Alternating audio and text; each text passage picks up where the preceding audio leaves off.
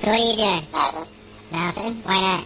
Trying to get on this Lifestyle Radio website. Sounds like a cool website. Yeah, it's alright. Oh, wait, I might have it. You might have it. You're listening to Lifestyle Radio. The opinions expressed during this show are those of the individual participants and do not necessarily reflect the opinions of their associated organizations or Lifestyle Radio.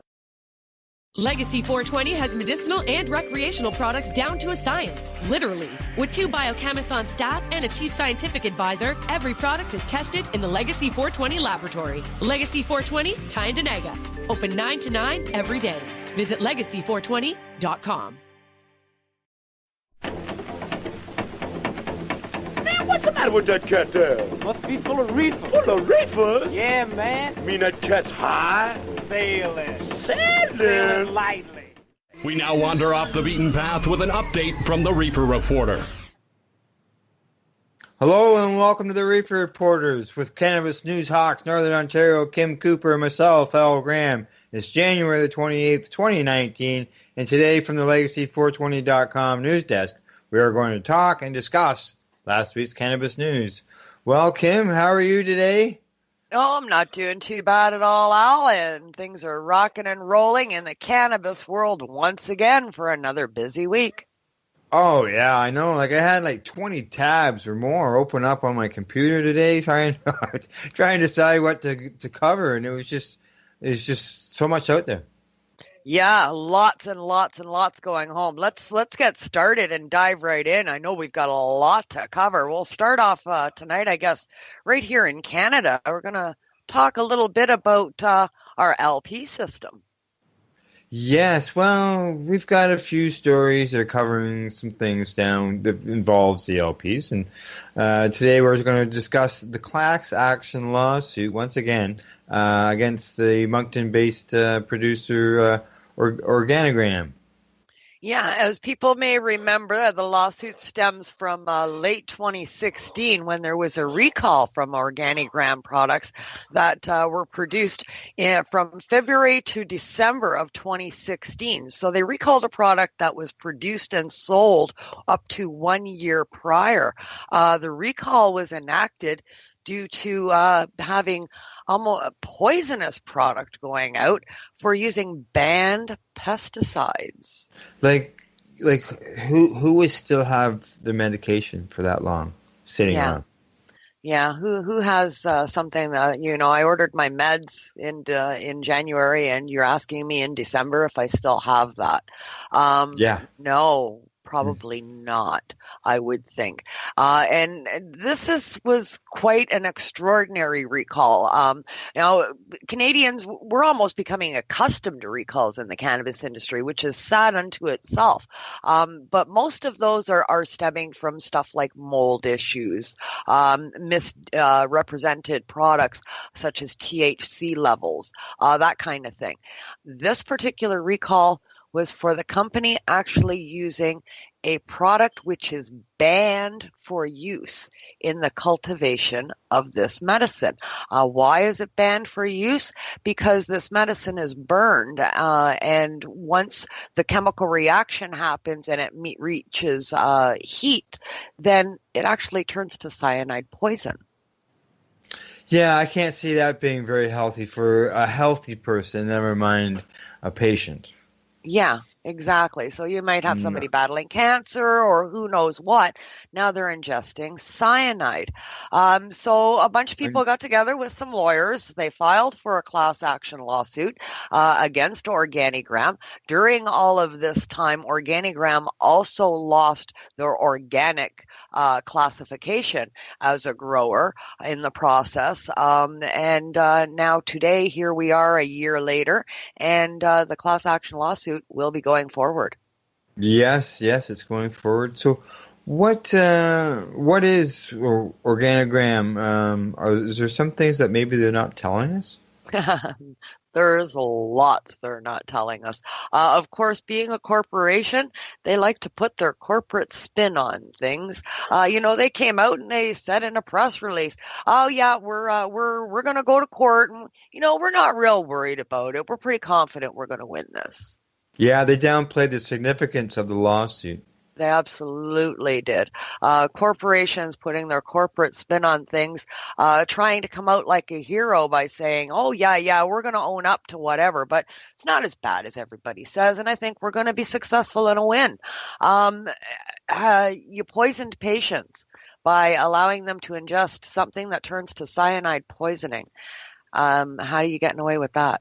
Yeah, well, the company says that they intend to vigorously defend itself against the class action, and management does not anticipate that the class action will impact its business or their operation in at all. Yeah, I mean, myclobutanil, this is a completely unapproved substance, and it was found in the medical cannabis, and then the product was also found hidden away in various sections of the grow operation, and that came to light at a later date. This was a calculated decision that was made by this company to use this product knowing it was banned. How they can be lighthearted about it and think that their public statement comes out to say that they're going to walk away with a win is beyond me. It just, to me, it shows that they've learned nothing from the mistake. Well, here's one of those things that they mentioned that you're not being told, and they said, well, it's true that Organigram initiated a voluntary Type 3 recall. Only 5 lots of products were affected. What it failed to mention were the Type 2 recalls. Type 2 recalls are for more serious than the Type 3s, and there were 69 lots of the product affected with these Type 2 recalls. Yeah, they didn't mention that in their press release. So, we'll talk to you about the Type 2 recalls, which are, like we talked about at the beginning, the more meaningless ones, a little bit of mold, maybe the THC count was misrepresented, stuff like that. But no mention of the actual damaging recall.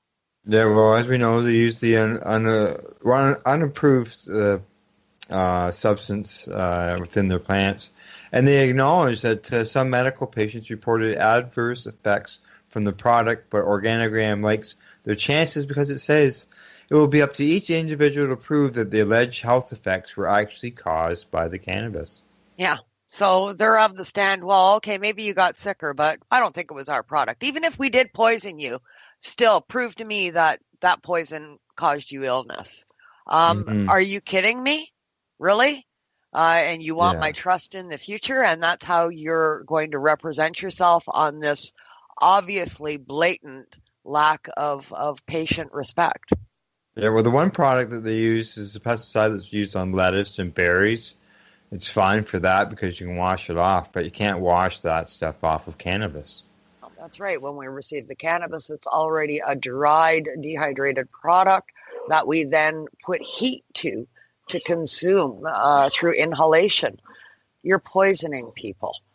They were well aware of that when they used it, and to continue to defend against it with such ludicrous positive spin, to me, just says they've learned absolutely nothing from the past, and how can you trust them not to do it in the future? Yeah, well, talking about Organigram, I see they got themselves some celebrities. Yeah, some people seem to be okay with the fact that Organigram is the first company in Canada that's going to see a class action lawsuit for poisoning patients. One group of people in particular are friends of yours and mine as well, Al, and a great bunch of boys, the Trailer Park Boys. They've recently signed a contract and are now representing Organigram. So are they going to have their own strains? Yeah, apparently they're working to develop packaging, branding, and a cognitive complete portfolio targeted towards the recreational market. And they would all be distributed exclusively by Organigram and marketed and branded and created by the boys from the Trailer Park Boys. So it's all about marketing. Yeah, pretty much. Branding. It's all about marketing and branding. They're going to put their label on it. They're going to decide which strain wants to represent them and how to put it out there and represent the Trailer Park Boys image with Organigram supplying the product and the know-how to do that. Oh. Well, it'll be interesting to see what happens. And we know, well, Health Canada, they have that issue. They don't like celebrities being involved. Yeah, they've come right out and said no celebrity endorsements. So once again, Organigram skirting the advice or the rules and regulations put out by Health Canada at the onset. Kind of a head scratcher. Yes. Excuse me. Yes, it is. It is. Well, I guess only time will tell. See what happens. See what they throw out. Yeah. Throw out is an operative word there. Well, let's do one more story before we go to break. Sounds good to me. Let's hop on down to the East Coast.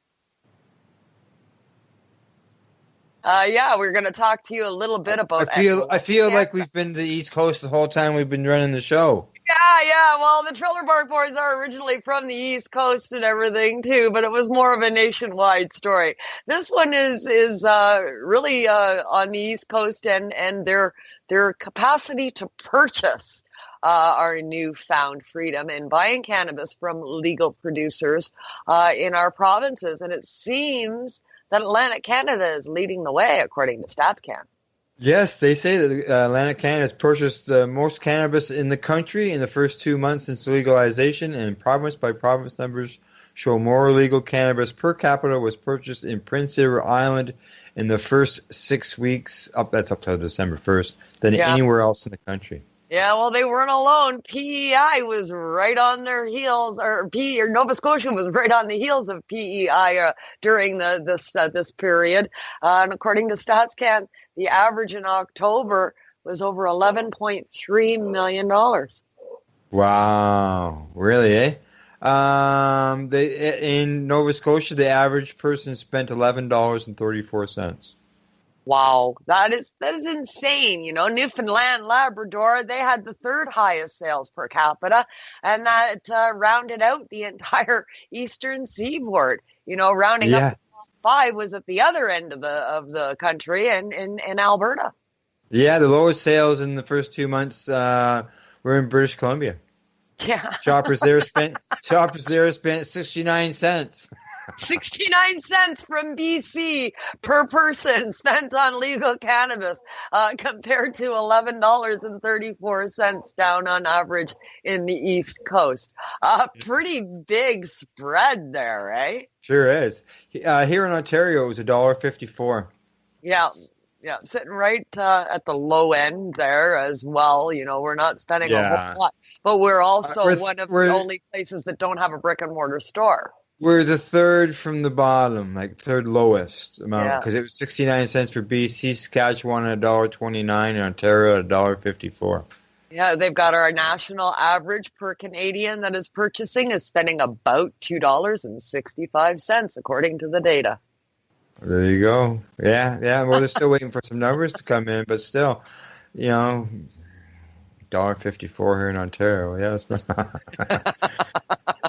Well, East Coast. Yeah, you say there's no brick and mortar stores here in Ontario, but there's only 186 brick and mortar stores across the country. That's right, and the large proportion of those are in Alberta. Yeah, exactly. 70 of them, and they've just said let's put another 10 in there. Okay. Yep. There was one news story that I didn't keep that had one executive is saying, well, if you think there's a shortage now, wait till the edibles kick in. That's right. And the concentrates. That's right, because then everybody needs more plant counts to make the concentrates, to turn the concentrates into edibles. And the bakers will be coming out of the woodwork with new products and a whole brand new line. So, you talking 5 years. Now. You think he was talking 5 years before it even gets caught up. That's somebody within the industry. Yeah. One of the LPs. Yeah. Legalization in Canada causes a shortage of cannabis. Only the government could create a situation like this, I'll tell you. And it just keeps getting better and better. Ontario government, which doesn't even have brick and mortar stores, have come out with the latest announcement as well, saying that they're expanding their thinking and are now trying to supplement the Canada Post delivery service. Yes. Let's get into that after break. Oh, okay. Not a problem. Oh, sounds good to me. It must be dab time because I lost track. Okay, this week we're going to hear a news report from News Channel 4 on what it means in the U.S. for Canada to Canada legalize cannabis. And then Kim and I will be right back after you hear some Sean Paul. You're listening to the Reefer Reporters. We are live here at 420radio.ca. Hey, this is Cheech. And this is Chong. And you're listening to Lifestyle Radio. What is it? Lifestyle Radio. Say it one more time. 420 Radio? Ooh.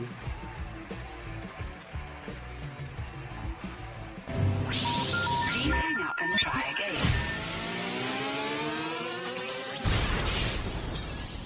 You're listening to Lifestyle Radio. National experiment is beginning north of the U.S. border as Canada becomes only the second nation in the world to legalize recreational marijuana after Uruguay. But some Americans are concerned that the U.S. is missing out on big money by not following suit. And Senator Ron Wyden of Oregon agrees, issuing a statement that reads in part, quote, now that our neighbor to the north is opening its legal cannabis market, the longer we delay, the longer we miss out on a potentially significant economic opportunity for Oregon and other states across the country. Currently, 9 U.S. states and Washington, D.C. legalized use of recreational pot, while more than 30 have approved medical marijuana, with California being America's largest legal market. Even so, marijuana remains illegal under U.S. federal law. Which it's very means tricky. You can't use the banking system in the United States for any money having to do with marijuana, which makes it a cash business, which causes all sorts of problems. In Canada, that's not a problem. Let's go to Stephanie Gosk, who's live in a lineup in Montreal. Are you any closer to the front, or have you stepped out? I actually stepped out, Ali, to give you a sense of just how long this line is. You can see behind me, it is stretching probably 2 or 3 city blocks. And now I'm just going to walk a little bit to give you an idea. The people who are already up here have already waited about 2 hours. They definitely have another couple hours to go before they're going to get to the front of the line. You know, this is actually a physical embodiment of those profits and that money that you were talking about the United States losing out on right here on the streets in Canada. One of the reasons, though, that this line is as long as it is that there aren't really that many stores opening up today in Canada. There is a website that people are using to buy marijuana. But here in Quebec, just one of 10 provinces and 3 territories in the country, there are 10 stores. British Columbia just has 1. Ottawa, the province, has none. So people that are there have to go onto the website. Legacy 420 has medicinal and recreational products down to a science. Literally. With 2 biochemists on staff and a chief scientific advisor, every product is tested in the Legacy 420 laboratory. Legacy 420, Tyendinaga. Open 9 to 9 every day. Visit legacy420.com. Are you looking for cannabis news, education, and people's opinions? Are you looking to learn what Canadian and international cannabis advocates are doing, not only now, but what got them to this point in their lives, and what does the future hold for them? Do you want to learn how patients are using cannabis as a daily medication, or learn how their cannabis use helps them with their medical condition? If you answered yes to any of these questions, then I'm going to suggest to you to tune in to Lifestyle Radio. Catch their live weekly shows and have your questions and concerns answered and find the experience you're looking for. Monday, catch your weekly news broadcast with the Reefer Reporters. Then on Wednesday, get several hours worth of cannabis public education. We get things started with Cannabis and Coffee with Tamarawana. Finish up your evening with the award-winning Pace Radio Show with Al Graham, and no week would be complete without tuning into Friday night's program, the 420 Radio Show featuring Al Rapp and the 420 radio crew, Mary Jane Baker and Marcel Gignac. Cannabis is a lifestyle, and you can catch all your cannabis lifestyle information right here at 420radio.ca. An apple a day won't keep this doctor away, but a gram of cannabis may keep you away from the doctor. Find out how by tuning into The Higher Estate with Dr. Ira Price, Wednesdays at 3 p.m. Eastern Standard Time, only here at 420radio.ca. Tune in to DJ Passion from the land of Ganja, the island of Jamaica, when he comes to you live every Saturday night at 8 p.m. Eastern Standard Time on 420radio.ca. Everybody in the nation legalize it right now. We want blaze 1 day, 3 day. We be burning, not concerning what nobody wanna say. We be earning dollars, turning, cause we minded what we pay. Some got gold and oil and diamonds, all we got is Mary J. Legalize it, time to recognize it. This purple hazy make me crazy, make me write no tune, and that's what pays me. But I'm not the only occupation going to get, so make I give you a dedication. Hey, we're back from our medication session, Kim, and we've got 2 more segments of news to cover, so what do you think? Should we get right back at it? Yeah, let's get right back at it. And as I said just before the break, we're going to stop right here at home for you and I, right here in Ontario. That's right. As we heard when cannabis was first legalized here in the province, there's no brick-and-mortar stores yet, so it's all done by mail order, and the delays were just crazy. Yeah. Well, now the Ontario government has a plan. Well, they sure do. Canada's largest province in this great country of ours, which seems the most ill-equipped to handle the situation that we had coming on with legalization. As you said, no brick-and-mortar stores, mail order only. Post offices were backed up. Of course, the postal strike didn't help that situation. Yeah, There's been things have improved. I mean, there's been issues with payment and stuff like that. So they think they have a solution. They're going to outsource for a delivery service, and they plan on opening up same-day delivery by a third-party delivery service. Yeah, they posted a tender call at their website looking for same-day delivery service. And it says here that the OCRC's marketplace evolves the ability for the organization to provide a variety of delivery options to meet customers' expectations is imperative to the growth of its e-commerce business. Yeah, so I guess they're looking at places like, I don't know, Amazon has that thing where you get it instantaneously just about, if you're in a metropolis anyway. I get Purelator, UPS. So, I believe they're just going to focus here in Toronto to get started in the GTA. So, everything from bike couriers to drones. Yeah. I don't know. Yeah, the drone. How could you prove ID with a drone? Yeah. They're doing it with companies like Amazon. They've got their warehouse where it's like instantaneous delivery. You order it, and it's in your hand in an hour. So I guess companies like that, I would think, are going to be the ones that jump on board, that have already networks established with different delivery modes available. They utilize car, bike, and everything, bicycle couriers, and car couriers, vans, cube vans, all of it. You would have to have, I think, a pretty good network already established to take on this task. I would think so, yes. Yeah. And if you want somebody who can really move things quickly. As far as some information in here, it says that the Ontario Cannabis Store officials declined to answer several other questions about its sales, including total dollar value to date, the number of individual clients, the current daily volume of orders, and status of delivery delays. Blind hands. No, we're not telling you nothing.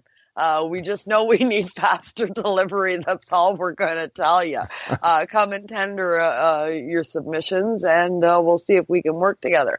The Ombudsman Office is worth noting that it says it has received over 2,200 complaints about the Ontario Cannabis Store within the first month. Wow, that's not good. That's not good whatsoever. Yeah. So there are issues. Everybody knows there are issues in Ontario for sure. First steps at trying to resolve them, I guess another story we'll have to keep our eye on. Oh, yes, for sure. And, 25 stores obviously isn't going to cut it. No. Here we got Alberta already adding 10 to their existing 60-some-odd, 65, like we mentioned earlier. And since the lottery happened, 4 of those stores that are destined for the one area that includes Hamilton, Burlington, and Niagara 4 have announced they're all going to Hamilton. So where does that leave the rest of the region? I think there's a whole section there there's a huge section there that won't even have a store. Yeah, because they're all opting to go to Hamilton. Which is Ontario's Vancouver right now. Yes, and as we saw recently, some raids. Yeah. So, all right, talking about Ontario, we see the police in Ontario have been busy. They have been. They've been busy, cutting a lot of stores down and doing some raids and making a whole lot of arrests. 20 tickets a day have been given out to everyday drivers for cannabis-related offenses since legalization. Now, this isn't raids or anything like that. This is tickets while you're behind the wheel. You're pulled over at a spot check for whatever reason, and you own up to having cannabis. If it was found improperly stored, you're getting a ticket. Yeah, 1,652 tickets have been written, and out of that, almost 1,100 of them have been for cannabis available to the driver. Yeah. This doesn't do anything to curb impaired driving. Improper storage tickets are a cash grab and a continualization of prohibition and reefer madness propaganda. It's a bag that you put in the glove box instead of the trunk. It's a bag or a container of weed that you walked out the door and you stuck it in your coat pocket and you forgot it was there and you're driving your car. Well, you're getting a ticket for that. And these are the tickets that are being written.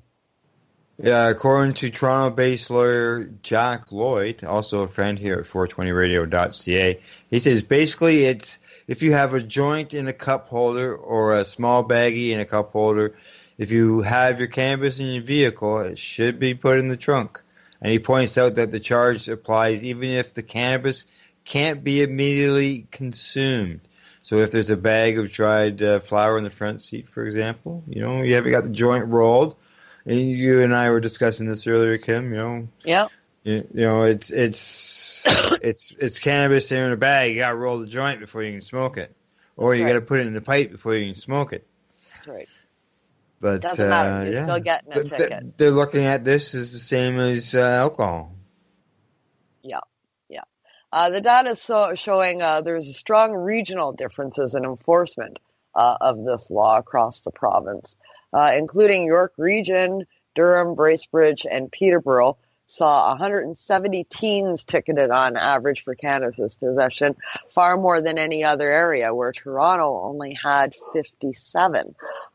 So there's a lot of differences going on depending on where you live, region to region, and how this is being enforced. And there's a lot of debate on does it do anything to curb intoxicated driving? If there was no intent to use it, then it's not doing anything, right? Well, wouldn't that be the same argument for beer? If you had 4 beers sitting in a plastic bag on the floor of the car, I suppose you don't intend to drink it. It's just there because you're transporting it. Yeah, I suppose. The way of the new world and something that we've all got to get used to. We discussed earlier, as a patient, I, for years, 15 years, been carrying it on me. It's in my pocket or it's in my purse. Correct. That's where it is. All of a sudden now I got to throw it in the trunk, my pre-rolled joints, my doob tube. Yeah. Yeah. New world with legalization, new rules for us all to start getting used to. That's for sure. Now, how stringently forces are going after these people to enforce these regulations, once again, largely depends on where you live. And that's my main concern is how are these tickets being written, and will they be written proportionately? Will minorities be a target for more tickets than other people. So these are things we're going to have to watch and wait and see in the future. They said that there were only 3 cases of someone being charged for distributing cannabis to somebody under 19. The Federal Cannabis Act bans distributing cannabis to anybody under 18 with a potential 14-year sentence. 3 people have been charged for that. Yeah. So it doesn't mention what those situations were. No, it does say. It doesn't give any details at all. Jack Lloyd also pointed out that gray market dispensaries are very rigid about excluding underage customers, and some don't even let people in that are under 21 just to be on the safe side. Yeah. Let's see. Much like traffic charges, the courts can only cope with a small number of people fighting these tickets. Just keep that in mind. And as Mr. Lloyd says, it's a massive, massive influx into an already busy court system. If people fight them, it will overwhelm the system, to be perfectly frank. So that's the way to go. And that's the way to go. We have a constitutional right to due process under the law. So if they don't get to your case in time, say goodbye, because it's going to get tossed. People were getting away with so many charges. I believe there was even a guy who got away with murder or something along that line, manslaughter, because of a trial, waiting for trials. Yeah, absolutely. So anybody gets a ticket, anybody gets a charge, anybody gets anything under the new Cannabis Act, my best advice to you is to fight it. Take it to court. Take it to court. And talking about charges, well, I don't know if it's really charges, but our next story touches on your area. Yeah, of course. There's a northern story makes it on the news. I've got to bring it in. We've got Sudbury in the spotlight today. Police in the greater Sudbury area seem to be, scratching their heads saying they don't understand, but there's some rules out there that even the cops weren't aware of, and they're having a hard time wrapping their heads around. So they've started a campaign to visit some local corner stores and just regular bodega shops where people are selling illegal cannabis products. Yeah, well, according to the staff sergeant there, he says that many businesses don't realize that these laws also applies to CBD products such as oil and capsules. Yeah, they're targeting CBD because, of course, the LP system is putting their foot down and saying, no, that's a cannabis byproduct. It's proprietary to us. Nobody else can have it. So now the law is being enforced that CBD products fall under the Cannabis Act, and they are not legal for sale outside of the LP system. So all of the stores and all of the products that we have seen, oh shit, Al, for how long? Years and years, 10 years I've been using products from, places like Bed Bath and Beyond and body shops, and the Body Shop even has products that contain CBD. You can get CBD drops and tinctures and back lotions at the corner store. All this stuff. Dog illegal. treats and stuff. Dog treats with CBD. Pet Value has them. That's right. They pulled them now, though, but they did have them. They did. They have to pull them. All these products, illegal. Yeah, well, even this, as you said, the staff sergeant, as a police officer, he says, being he says, I have to admit that there's even, I've been confused by some of the things that are legal, and so we're trying to work our way through the legislation. So, he admits that even he wasn't sure what was going on. He says it's very, very confusing. He says he's recently worked with a convenience store owner who didn't know they had illegal drugs on the shelves. And they said that they're going to be continuing to work with the community to make sure that the rules are being followed and that everyone remains safe. Sudbury Police will be continuing to visit stores, corner stores, and any shop that could be selling any cannabis-related product, whether it's CBD, hemp, or anything. And that includes CBD derived from hemp. It seems to be They're just going around and informing them. They're not so laying for now, any charges. they're going to be not laying any charges, but they're going to continue to visit stores and run an education campaign. My experience right following the education campaign comes the tickets.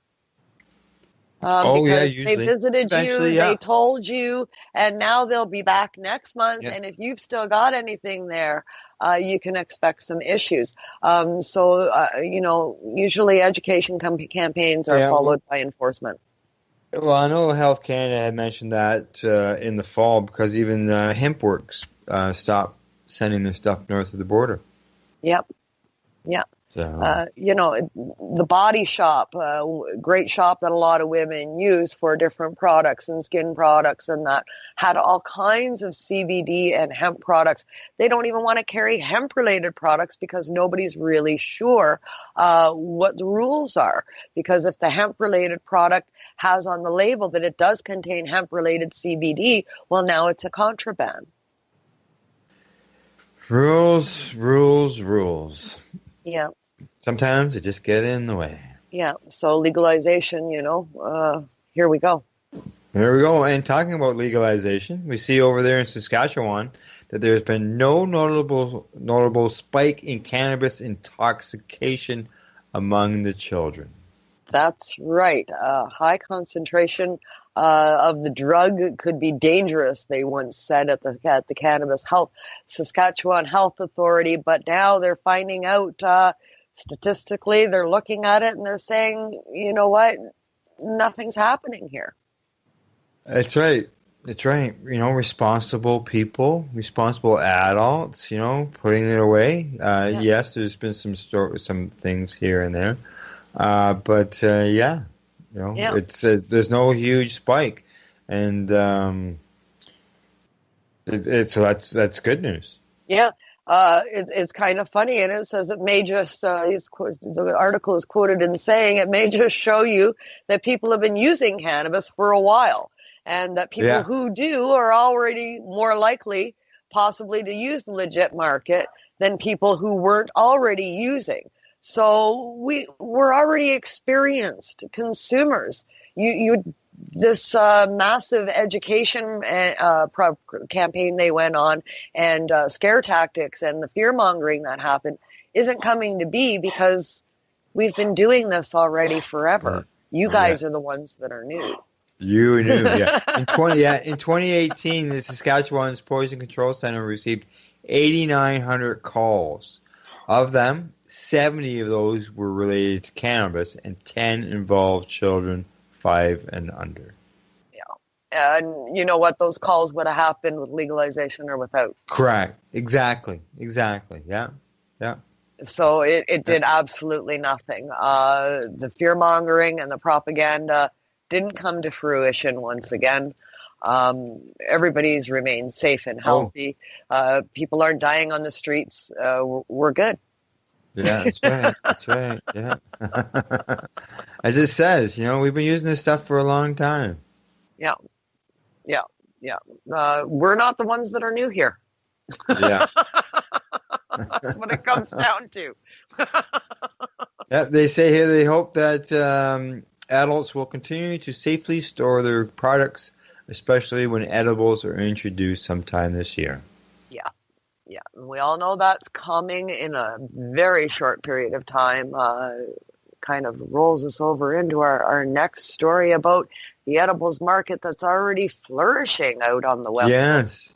Yeah, our last story before our next break, actually. And that happens to do, it's a follow-up. This story is a follow-up. It is follow-up. To follow up with our friends from the S&M Sweet Shoppe. Our friends Doug and Michelle Sikora has been on the show a couple of times on the Pace Radio show, joining us as guests. And their shop was recently in the news from Gibson, BC, where they were granted a TUP, temporary use permit, to operate their medicinal sweet shop in Gibson's. Yes, they were, but that, unfortunately, has been put on hold. It sure has. The vote granting them their temporary use permit only had one naysayer. Everybody else was absolutely for giving Doug and Michelle the permit to operate. The sole naysayer happens to be the town's mayor, Bill Beamish.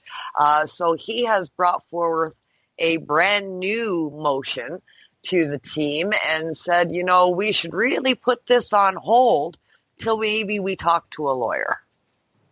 Yeah, he says, I would ask council that you give direction to staff to have two things done. One is to contact our lawyers for legal opinion on our ability to issue a temporary use permit for what is, in fact, an edible cannabis shop. And secondly, to contact MIA, which is their insurance organization, to ask them if they have any liability arising from issuing a business license and a temporary use permit. But don't you think that this would have come up long ago? Yeah, you know, this is Bill's Hail Mary. It's his last-ditch effort to try and stop this. That's quite clear. He's made his position very clear during the council meetings and everything that he didn't want this there. And he figures, I guess he's mayor, so he's going to try one more time to get his own way. And this is that motion right now. Now, this motion doesn't cancel the vote to give them the TUP. The TUP still stands. They still have their temporary use permit, but it does suspend the issuing of that permit. So they can't have the actual permit hanging on their wall that says it's official until the council hears back from the lawyers and the MIA. And let's say if everybody says, oh, no, you can't do that. Then more than likely they'll pull it. They'll more likely pull it. That's right. So right now it's not canceled. It's in limbo. It's in limbo. It's in limbo. And Mayor Bill Beamish is he's doing what he can to stop this. I encourage people of BC and the people of Gibson's, start hammering the mayor, give him a call, write him a letter, send him an email, go knock on his door. Yeah, that's right. That's right. Call his office. Yeah, for sure. Okay, Kim, it's medication time again. It most certainly is. Yeah, and time to hear more of that news report from the News Channel 4. And then Kim and I will be back when you hear about some more burning with Sean Paul. You're listening to the Reefer Reporters. We are here at 420radio.ca. So what are you doing? Nothing? Why not? Trying to get on this Lifestyle Radio website. Sounds like a cool website. Yeah, it's alright. Oh, wait, I might have it. You might have it. You're listening to Lifestyle Radio. You know, some say that actually this rollout is sort of as understated as the Canadians themselves. By the way, I'm still walking. We've gotten to the corner of the street and we're going to make this turn. It's a little dicey because there are lots of people. I'm going to ask my cameraman Ronnie if you could just pan down the street and show. You can see that flag for the province hanging there. That's actually the front of the store. Wow. Guys? That's amazing. Now, look, from an economic perspective, what's the advantage to Canada doing this? How important is this to Canada's economy? Well, you're talking about roughly $8 billion to the Canadian economy, but there's also this other promise, and that other promise is the potential that perhaps a legal market opens up in the United States. Let's say the United States years down the road decides to legalize it nationally. Well, you have these companies that are staking out their claim in the market that would be able to come in, and there's actually an historic example of this. During Prohibition in the U.S. in the 1920s, there were Canadian alcohol companies, because it was legal in this country, like Seagram's, that were able to kind of corner the market. They're still huge brands in the alcohol business as a result of it. So that's definitely something that you're going to hear a lot of marijuana industry leaders in the U.S. talk about. Guys? All right, Stephanie, thank you. Stephanie Gosk in Montreal for us. You know, Stephanie was talking about all the different types of marijuana available and all the different effects and flavors and things like that. And we were talking earlier about how there's one type that'll make you hungry. And we did get some tweets from people to say, you know, cancer patients who are on chemotherapy often they don't have an appetite. So the idea that there's a drug that might make you hungry and cause you to eat more might be one of the reasons, because you and I were both sort of a little puzzled as to why you'd want something to make you hungry, because we're always hungry. Are you looking for cannabis news, education, and people's opinions? Are you looking to learn what Canadian and international cannabis advocates are doing? Not only now, but what got them to this point in their lives, and what does the future hold for them? Do you want to learn how patients are using cannabis as their daily medication, or learn how their cannabis use helps them with their medical condition? If you answered yes to any of these questions, then I'm going to suggest to you to tune in to Lifestyle Radio. Catch their live weekly shows and have your questions and concerns answered and find the experience you're looking for. Monday, catch your weekly news broadcast with the Reefer Reporters. Then on Wednesday, get several hours worth of cannabis public education. We get things started with Cannabis and Coffee with Tamarawana. Finish up your evening with the award-winning Pace Radio Show with Al Graham, and no week would be complete without tuning into Friday night's program, the 420 Radio Show featuring Al Rapp and the 420 Radio crew, Mary Jane Baker and Marcel Gagnac. Cannabis is a lifestyle, and you can catch all your cannabis lifestyle information right here at 420radio.ca. An apple a day won't keep this doctor away, but a gram of cannabis may keep you away from the doctor. Find out how by tuning into The Higher Estate with Dr. Ira Price, Wednesdays at 3 p.m. Eastern Standard Time, only here at 420radio.ca. Tune in to DJ Passion from the land of Ganja, the island of Jamaica, when he comes to you live every Saturday night at 8 p.m. Eastern Standard Time on 420radio.ca. Legacy 420 has medicinal and recreational products down to a science, literally. With 2 biochemists on staff and a chief scientific advisor, every product is tested in the Legacy 420 laboratory. Legacy 420, Trinidad and Tobago. Open 9 to 9 every day. Visit legacy420.com. Now it flows with the economical benefit, helping those who have it. They up on the hard juggling, cause the system money keep man struggling. Studying people I use it, don't abuse it, cause the concentration will refuse it. That's why herb for them are the wise ones, and they found on the river King Solomon. Do it good with the eyesight and the chest sight, and they giving up inside, just give me the light and make we blaze it, we should have never waste it again. We be burning, not concerning what nobody wanna say. Hey, we're back from another medication session, and we are the Reefer Reporters, and we are here at 420radio.ca. Well, Kim, what do you think? We got some more stories to cover. Last segment before the end of the show. Segment of the day. I want to touch a little bit about a touchy subject that happens to be in the news once again this week. Brand new study has come out that's looking at cannabis use with pregnant females. Cannabis use, they say, is going up with pregnant women over the last decade. And their research is showing that it's becoming more acceptable amongst soon-to-be moms. Yeah, up to 1/3 of pregnant women do not believe cannabis is harmful to their fetus, according to a review at the University of British Columbia.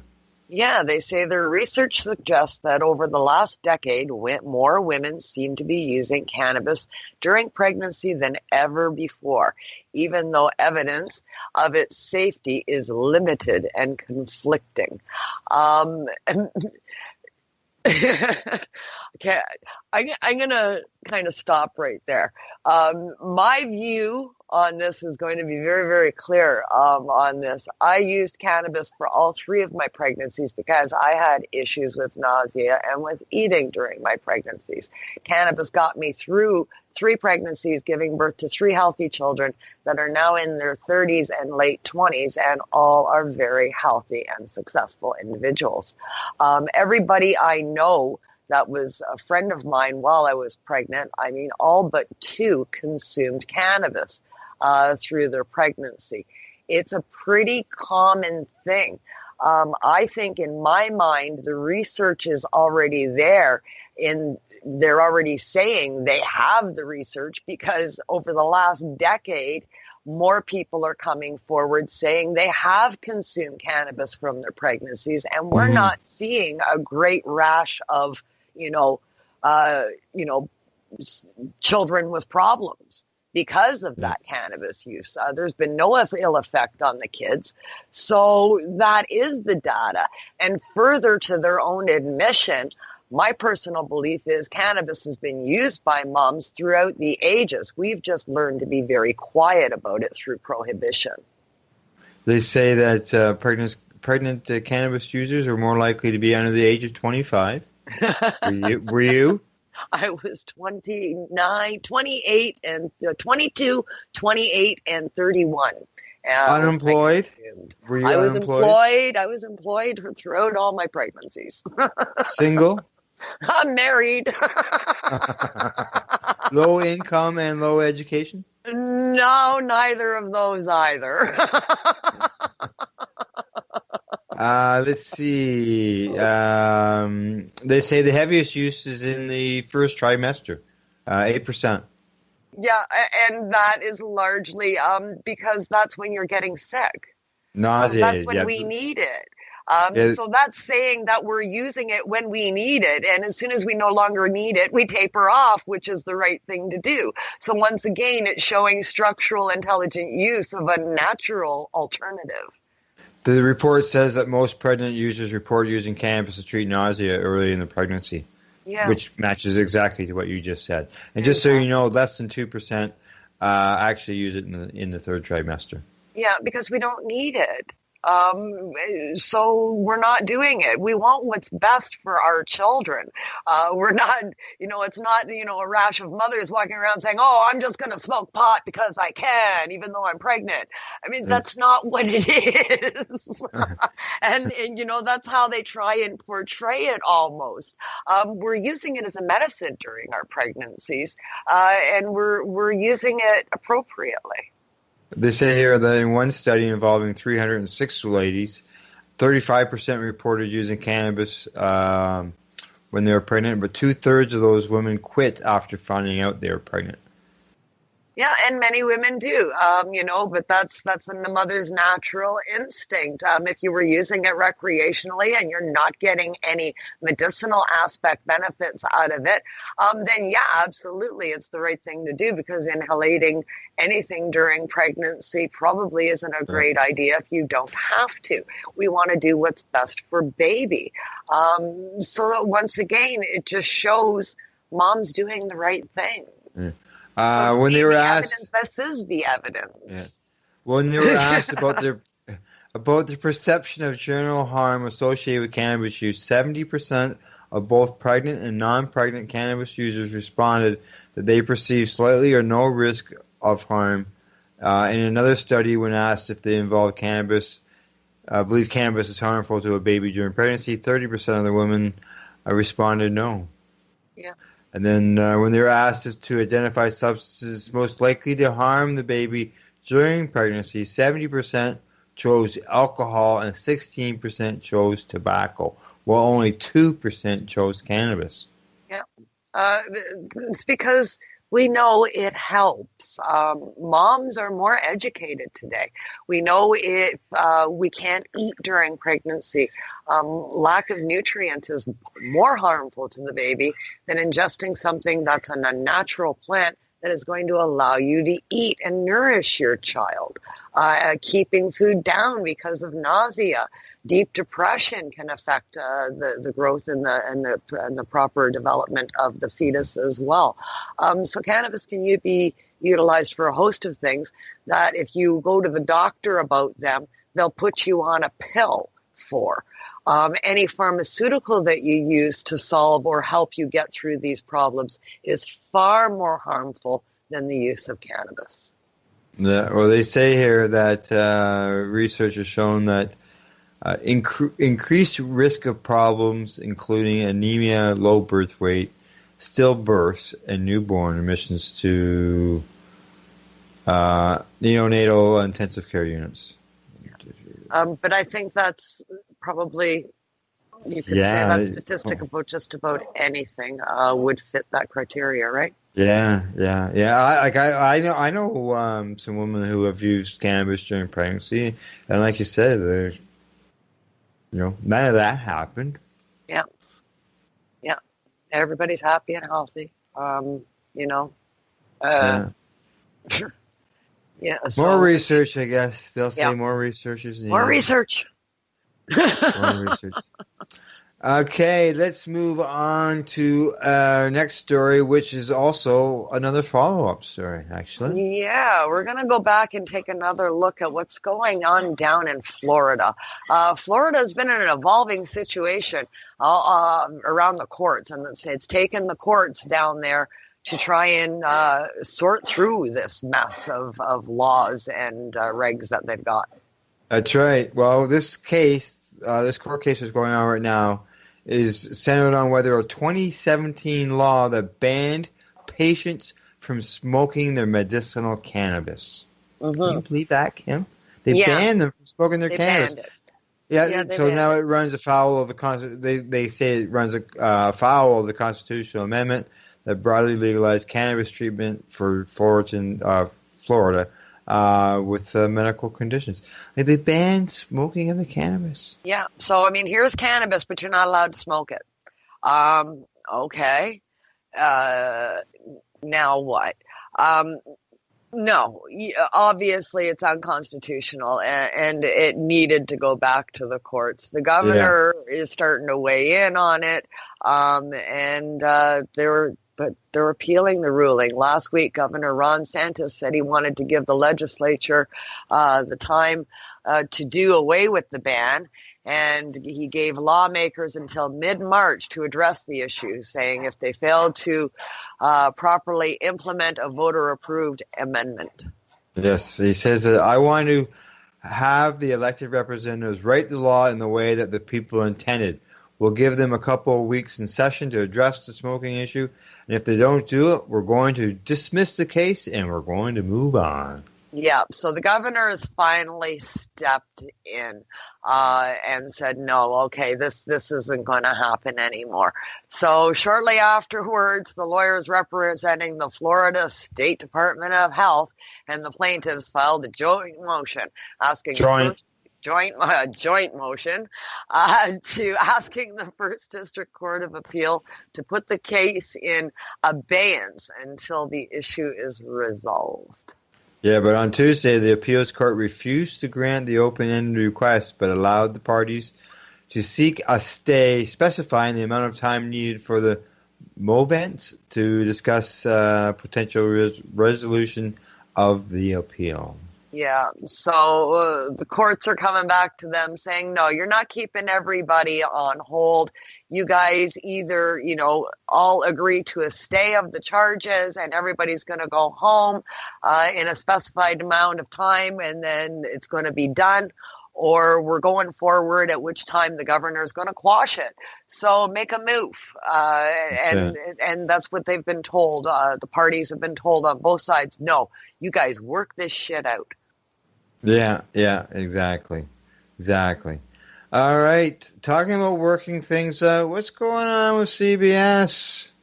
CBS. Super Bowl advertising is worth huge money. Yeah. Huge money, and they've said no to a medicinal cannabis commercial. Yeah, there was big news one day. Hey, we're going to have a cannabis ad at the Super Bowl. It's going to be great. It's for CBD medicine and blah, blah, blah. It's awesome. And the very next day, the headline read, cannabis company says CBS won't air its Super Bowl ad. So yeah, they put the kibosh on it. They said the ad does not represent what the Super Bowl is all about, and they can't allow any cannabis company to run an ad in the Super Bowl in 2019. Well, yeah. Well, they say that they're disappointed by the news, but somewhat unsurprised. They said that the media companies may be unwilling to show cannabis ads as long as cannabis remains illegal for recreational medical use at the federal level, which is true. Well, the company says they developed the ad in the spirit of a public service announcement. They feel it was their responsibility to advocate on behalf of their patients. Now, we're going to stop there for a second, Al. You've seen it. I've seen it. Yeah, I've seen it. We've seen it. Was it a PSA? Yeah, it was PSA announcement as far as I'm concerned. It was talking about medicinal cannabis. Yeah. It didn't really even mention the company's name until the very end. I don't even think there was even a leaf in the whole thing. No, that's right. It was very tastefully done. There was no prominent cannabis leaves or plants anywhere or anything like that. It was, 3 patients sitting there telling their story. Here's what I went through, and they talk about their ailment. That was their basis, was talking about their condition and what they had gone through. And it bounces back and forth, and then it's not until the end, and you find out, they say, and then we found cannabis. And cannabis did this, and it made a miraculous change around, and blah, blah, blah. Company name at the very end. Yeah, it absolutely screamed PSA to me, for sure. Yeah, to me too as well. They said that the company is willing to spend up to $5 million for the spot, which is the growing rate. But CBC told them that the commercial was not consistent with the network's advertising policies. Yeah, CBS. They wouldn't even comment on it when asked. They declined. They declined. They don't want to talk about it. Yeah, they don't. They just, all they say is that they don't accept any cannabis-related advertising. Yeah. Very, very sad. Very, very sad times. Especially when we've got people like Tom Brady, going on. Joe Montana just bought into a cannabis company. How many players are using cannabis to deal with their injuries due to playing the game? Yeah. But no ads, and not even one that's a PSA. Yeah. Public service announcements not allowed here. No, that's right. It's that demon weed. It's that. The demon weed. Let's not talk about it. Way to go, CBS. I think the recall on romaine lettuce is more harmful than the Stella. That's right. More people have been killed from romaine lettuce than from cannabis. That's right. Exactly. Okay. Well, there was a time there where, Uruguay talked about legalizing, we saw what was going on there, Canada was mentioned. But it just seems to keep rolling. You and I keep bringing up new places that are talking about legalizing cannabis. And no different today. We've got a couple others as well. Yeah, New Zealand jumping on board. Yeah, that's right. The 2020 referendum to legalize cannabis looks likely to propose a tightly regulated framework, including strict rules on supply and possession, an age limit of at least 18, and a non-profit model where money from sales would be funneled into the healthcare services. Non-profit model? Yeah, well, that's interesting model. He's quoted as saying, my general view would be, if there's an appetite for liberalization in whatever form it is, start with maximum regulation and control and then back off from there, I guess. So in that way they mitigate some of the risks. But I like the idea of nonprofit and rolling it into sales, rolled into the health services. That's right. Yes, that's right. Let's see. So the general view would be that if it was an appetite for liberalization in whatever form, to start with a maximum regulation over control. That way we migrate the risk, and then future generations can review what's happening and whether further relaxation is needed. And that's something that a lot of people have said has happened here in Canada, where it seems like things are so tight, and people are hoping that down the road that the laws are relaxed and things change. And that's what they might be doing here in New Zealand too. I hope it works in New Zealand. That's what many hoped for, way back when. How many years ago was it that we ended prohibition of alcohol? And Ontario's just getting it in grocery stores last year. That's right. So, change, we're slow to come to change. So, I mean, it's a good idea. It's a good thought process. But how quickly does that change then happen afterwards? How quickly are we open to that change in the end? I'd like to come back in 100 years to see what's going on. Yeah, that'd be cool. If New Zealand is open to change at the forefront, at the onset, then they've got a better shot at success finding a happy medium between government and people. Yeah, the spokeswoman for drug reform there in the National Party said that she warned about the perils of profit-driven models. They're turning cannabis products into lollies and ice cream so that it attracts younger people and gets them hooked. It then becomes a business. We're hearing about a major beer brewer also looking at a cannabis-based product. Those things frighten me, she says. They still think you're getting hooked on cannabis, eh? Yeah. It's a lack of understanding is what's going on.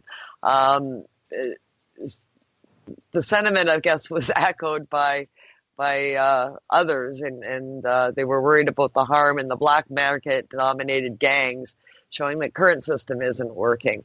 But they say that they understand that marijuana is not a drug, but it's not all positives. Yeah, they have several issues that they have to deal with, including, a lot of things that we had to deal with here as well. And that's the purchasing age. They're recommending like 18 there. Who supplies the market? Whether homegrown cannabis should be legal. A limit on the amount a person can have on them. A location of outlets, including proximities to schools. Level of advertising or promotion. Prices and taxes. Allowable levels of THC for driving. So, it's the same questions that we're having here. Same things we're dealing with here. Same things we're dealing with here. Pardons, past convictions have to come into play. But you know what? I think because, Uruguay did it. Several states, almost over half of the states are doing it now. Canada did it on a national level. Other countries are looking at it as well, especially on the medicinal end. So I think now countries that are getting into it now, like New Zealand, they have sort of a bit of a map to follow. They can see what's going on in other countries and pick and choose elements out of those things from the different maps that are happening and pick one that works best for their particular country. So they got a bit of an advantage over the ones that came first. Well, the Drug Foundation Executive Director Ross Bell said an example of maximum control would be to select the strictest measures from different places that have legalized cannabis, like you say. So the example would be, okay, here we go.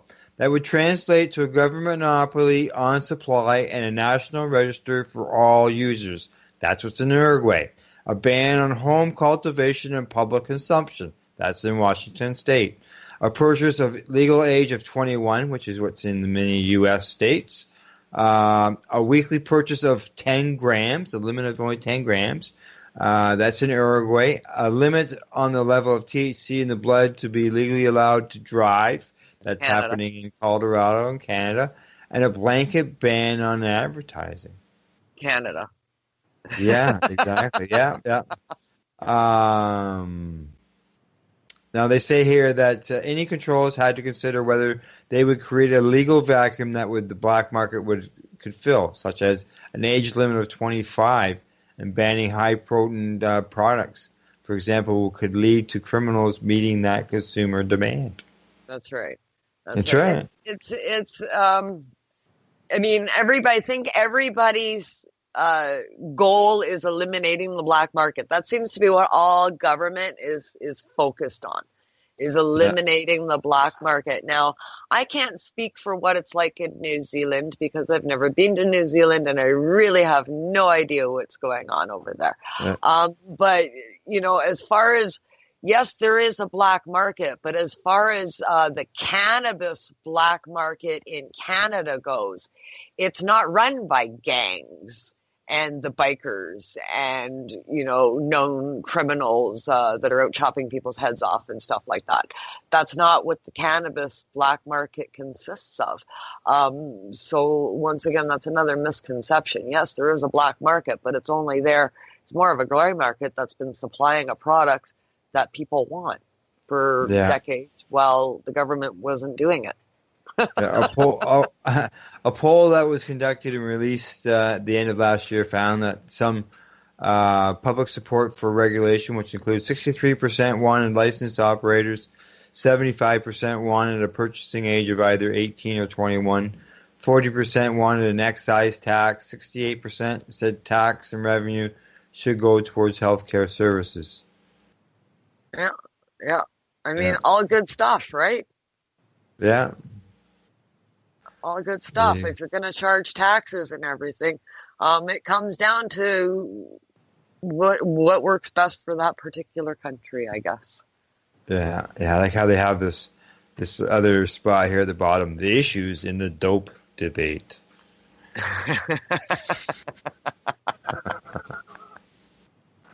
All right, let's move on to our next story. Yeah, once again, more countries. This is looking back at something that we talked about before. It's another review. Caribbean, we were talking about Trinidad and Tobago was going to decriminalize and consider legalization, and apparently that's getting a jump start. That's right. It is announced. It will hold public consultations on the matter prior to decriminalizing for personal use in June of 2019. Yeah, late December, they said that they announced that they would be decriminalizing across the Caribbean, mid-nation, by mid-2019. But the government had no plans to legalize it. They expected now that by May to June, the decrim will be in effect. They said to journalists, and they're going to do some consultations on it and public hearings prior to it happening. So, things are moving forward in Trinidad and Tobago. Yeah, exactly. Well, they're talking about decriminalization. They say, however, a recent statement from the Attorney General hinted that legalization may indeed be in the cards as authorities consult with public stakeholders to figure the most appropriate form of cannabis reform. Yeah, so it could go much beyond what their original plan was now that they've taken the time to become more educated and take a look at what other countries around the world are doing. It's kind of putting the pressure on these places that were already looking at it anyway to expand their original platforms. Yeah. And so it's, at one time there was, it just seemed like Canada and Uruguay, like I mentioned earlier, but now, we got all this exporting and importing. Different countries are now purchasing medicinal cannabis, and more countries are getting on board. Yeah, absolutely. And the exporting and importing is beyond belief. Everybody's making trades with everybody, across the globe. All these countries are starting to do all this with the cannabis end, except for the biggest guy, and that's the one south of us. That's the U.S. The United States still stands divided. They're being left behind. Yeah. But do we mind that?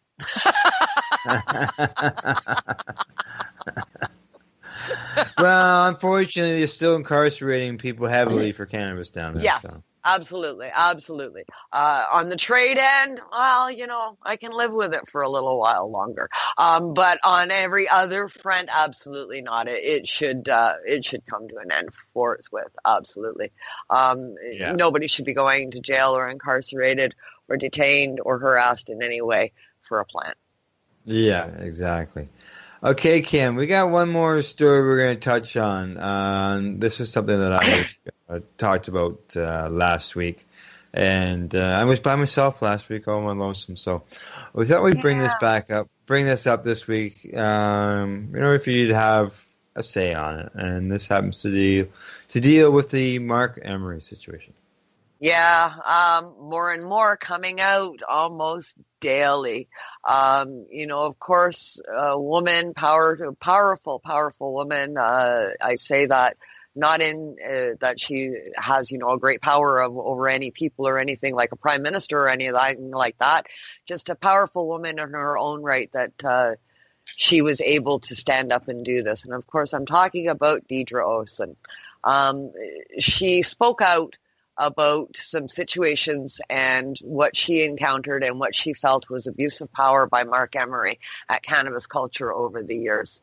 A lot of people are now coming out, and other women are coming out and speaking out and telling their stories as well. So, I seen one today that was posted today, saying that she had a story to tell, and a lot of people do. She was directed towards Deidre. Yeah. If you're a woman and you met Mark, you've got a story to tell. It's just that simple. It's that simple. Every female that's ever met the man has a story to tell. And a lot of the people that are yelling at these women for speaking out, questioning these women for speaking out, to me, they have probably all of his, Mark Emery's current supporters would have to have either never met him, don't know him, or are the same as him.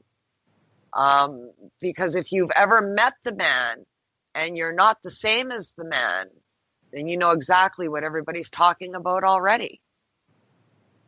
It's there's some people will question what has changed now versus 10 years ago. Well, according to Deidre, she was watching a movie about empowerment, and it touched her heart. She couldn't live with it, so she went public. She realized that in retrospect, she had been living her life with the same kind of decisions as this movie that she watched about a person that came to terms with what happened to them in the past and took a stand and spoke out. That empowered her to do the same thing. So she did it. And why does that matter to everybody anyway? The fact of the matter is she finally got the courage to do it. So she did. And look at the pushback that she's getting from it. Yeah. And people that are alienating her and yelling at her and questioning her motives and all of this stuff. And then in the same breath saying, well, why wouldn't you say something before? Well, look at what you're doing. This is why I wouldn't say anything before, because I wasn't strong enough to deal with this shit that's going on. Yeah. That's why. Some of the stuff here, got an article here in front of me. It said one former employee recalled he's saying he'd come and say, pat the booty and pat your bum a couple of times and come sit on daddy's lap. Yeah. Yeah. I mean, people defend Mark. People say it's all bullshit. People are disputing emails and documents and saying they're doctored and this kind of thing. Well, you know what? Everybody that is saying that, I got news for you. Mark himself has owned up to all of this. He said, yeah, guess what? It's all true. Yep, I did that, but it's okay because that's just who I am and it's my personality. So that makes it okay. So Mark Emery himself isn't even denying any of the allegations. He's using it's who I am as a defense. So I don't know how people that are saying didn't happen and it's not true can be saying that when Mark himself admits it. He talks about, I've read some of the stuff online and, he admits to, saying things and, there's things that he doesn't admit to as well that he's been accused of. It's Majority yeah. of it, he says, it's just who I am. It's okay. Yeah. I didn't mean nothing by it. It's just who I am. It's the way I talk. It's the way I act. It's just who I am. That's my personality. That's the my way personality. I am. And if you don't like those things I say, then don't come around me.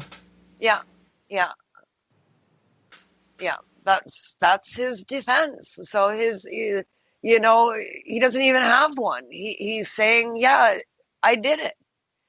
So that's what's the head scratcher for me when I see the people that yell at the women for coming forward and call them liars, when the person they're accusing of doing things admits doing those very things. How do you have somebody in your cheering section saying, yeah, you didn't do it? That's the head scratcher for me. I can't wrap my head around that. He says that Jody should not be accountable for his actions, and she actually banished him from cannabis culture for making staff members uncomfortable. That's when Mark left, right? That's when Mark hit the road. And he left and he went on his so-called tours and he was going to do this, that, and the other thing. And he made several plans to do different things and they all wound up falling through and he never wound up doing anything, but he just kind of disappeared for a little while. And now we know why. It's because Jody asked him to leave. To me, Jody is a victim as well. Mark got his hooks into her when she was a very young, very, very naive young girl. And, he has taught her how to live, what to think, and what to do, and what to say for almost 20 years. When he went to jail, she learned how to live on her own. And when he came back out, I don't think she was prepared for the awakening she was about to have. I think that's what we're seeing now is Jody waking up. Well, the stories are out. Now it's up to the police to decide whether anything was criminally wrong or not. That's right.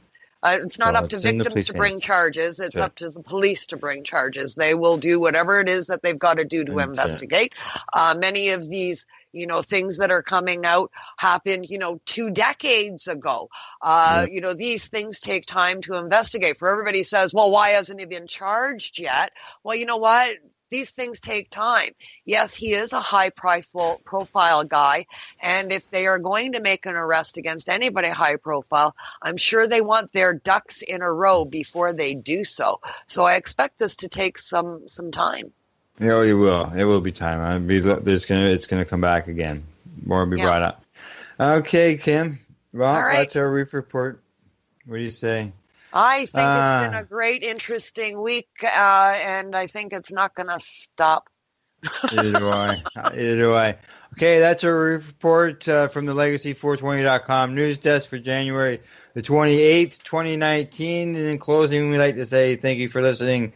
And if you enjoyed it, please share it with the person behind you in the grocery line, beside you on the bus, or don't forget those standing around the watering hole at work. Until the next time, don't forget to educate, medicate, and do not incarcerate. Bark at you later. Legacy 420 has medicinal and recreational products down to a science, literally. With 2 biochemists on staff and a chief scientific advisor, every product is tested in the Legacy 420 laboratory. Legacy 420, Trinidad and Tobago. Open 9 to 9 every day. Visit legacy420.com. So what are you doing? Nothing? Why not? Trying to get on this Lifestyle Radio website. Sounds like a cool website. Yeah, it's alright. Oh, I might have it. You might have it. You're listening to Lifestyle Radio. The opinions expressed during this show are those of the individual participants and do not necessarily reflect the opinions of their associated organizations or Lifestyle Radio.